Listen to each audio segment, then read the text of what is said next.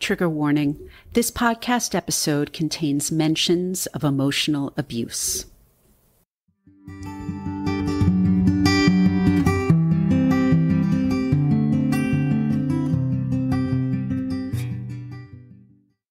Hello everyone, and welcome back to Emotional Abuse is Real.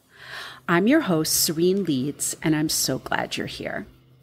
Although I don't have a guest this week, I promise you that Emotional Abuse is Real has several captivating episodes in the pipeline. So if you haven't yet, please do subscribe to the podcast so you don't miss out.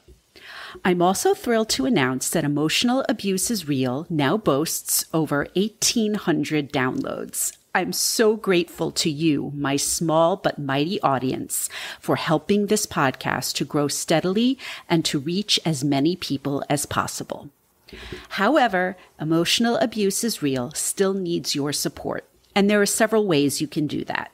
First of all, if you're a listener and you've been mulling over sharing your story, please don't hesitate to reach out via Instagram at Serene Leeds Writes, that's SareneLeedsWrites, or through our Emotional Abuse is Real Facebook page, or via email.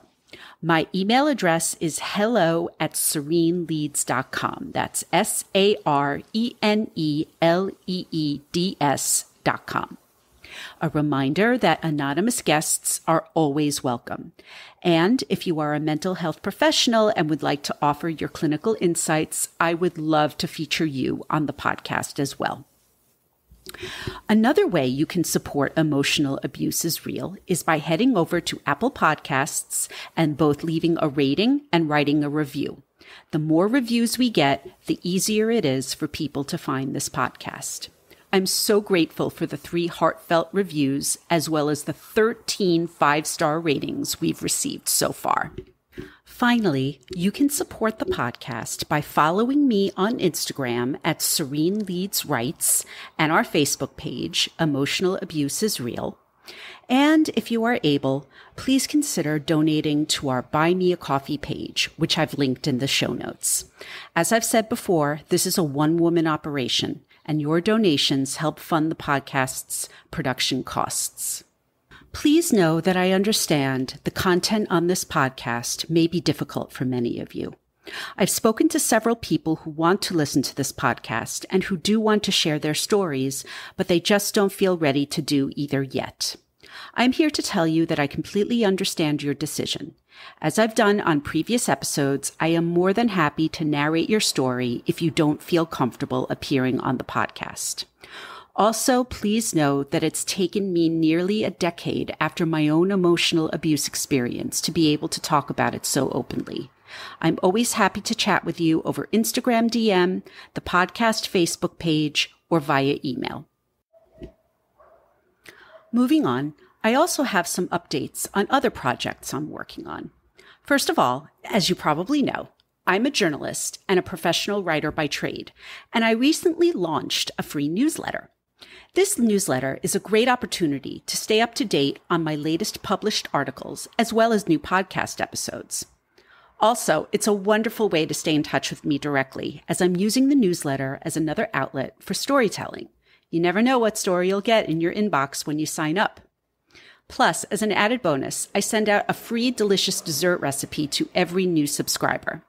I've left the sign-up link in the show notes.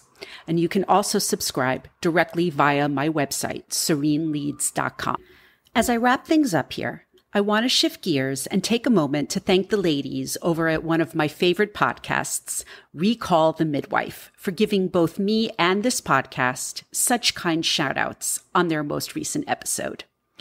If you're like me and love the British TV series Call the Midwife, I highly recommend this podcast. It features 3 superfans, Bex, Alex, and Jen, chatting about every episode of the series. For the record, they're in the midst of covering season 5. Call the Midwife is about to enter its 13th season, so you have plenty of time to catch up. Suffice to say, they won't be canceling this podcast anytime soon. I absolutely love Call the Midwife, and I had the honor of covering the show for the Wall Street Journal and Entertainment Weekly several years back. Unfortunately, the series has remained a niche as opposed to a mainstream hit stateside, so I haven't had many opportunities to write about it. If you're a fellow fan, please don't hesitate to reach out to me via social media or via email to chat about it. And more importantly, check out Recall the Midwife wherever you get your podcasts.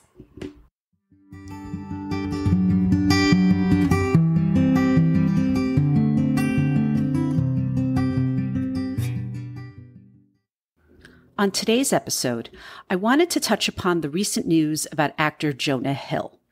If you aren't aware, Hill has been the subject of many articles and social media posts after his ex-girlfriend, professional surfer Sarah Brady, posted a slew of texts allegedly from the Moneyball actor in which he used therapy terms to control their relationship.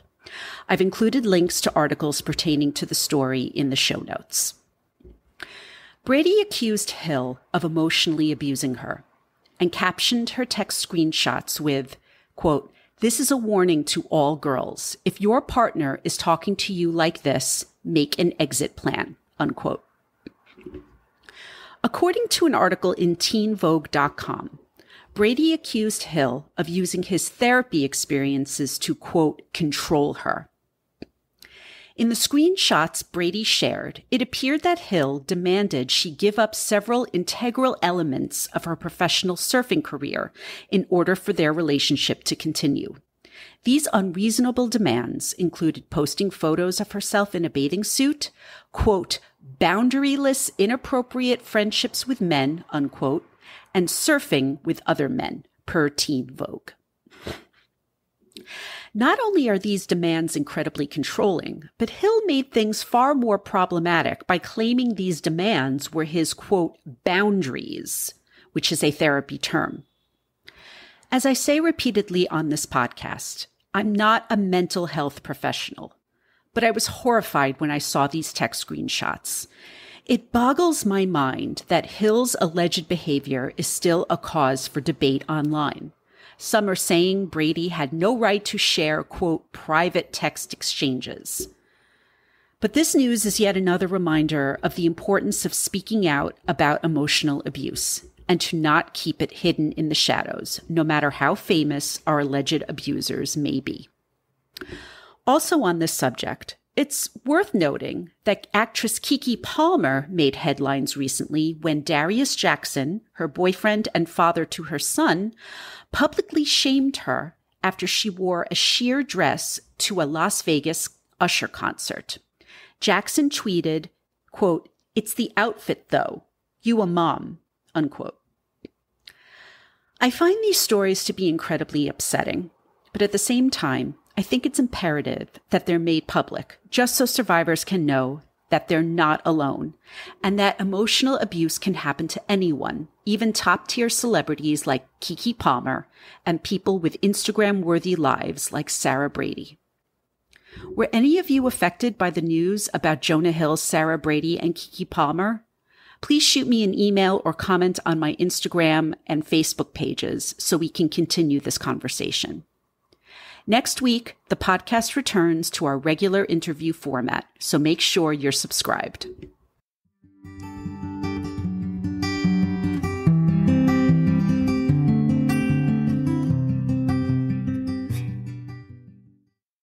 Thank you once again for listening to Emotional Abuse is Real.